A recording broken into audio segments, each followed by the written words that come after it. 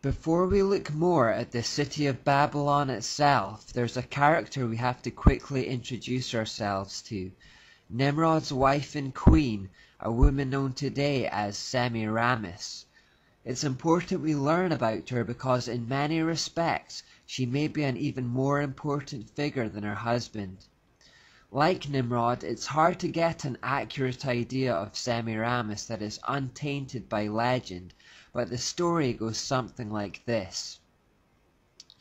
When Noah's Ark settled on dry land again after the flood, the 8 people on board began to spread out and fill the areas of modern-day Iran, Turkey and Syria.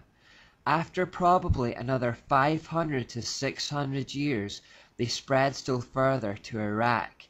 Some reckon this was simply because of increasing populations, and others say it may have had something to do with rivalries between the family lines of Shem, Ham and Japheth, Noah's sons.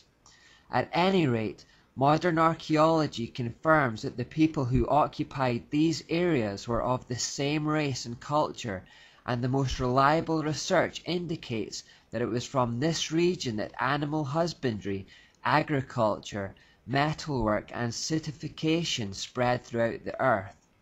On this point, science and scripture are agreed. The only difference is the timescales involved.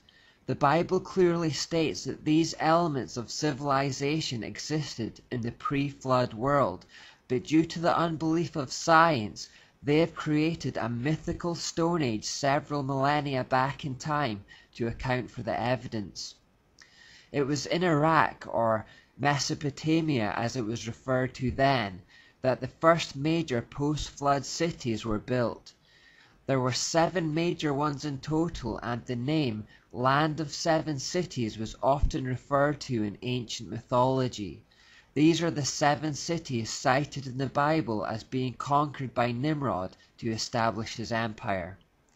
We can gather that he probably came up from Ethiopia with his army via the Gulf on boats around 1,000 years after the flood. It was in the middle of the conquest of the area that Nimrod apparently met Semíramis. Tradition has it that she was a brothel keeper in the city of Erech. Although we don't know for certain that they met in that brothel, we can reasonably assume that their initial meeting was in quite unsavory and seedy circumstances. Nimrod made her his consort and his queen, but of course it wouldn't do to have a prostitute as a queen, so a story was invented that she was in fact a virgin that had sprung from the sea when Nimrod came ashore on his conquest of the area.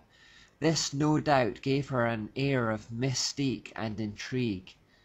Semíramis is actually a Greek form of her name, which was originally Samur Amat, which means gift of the sea.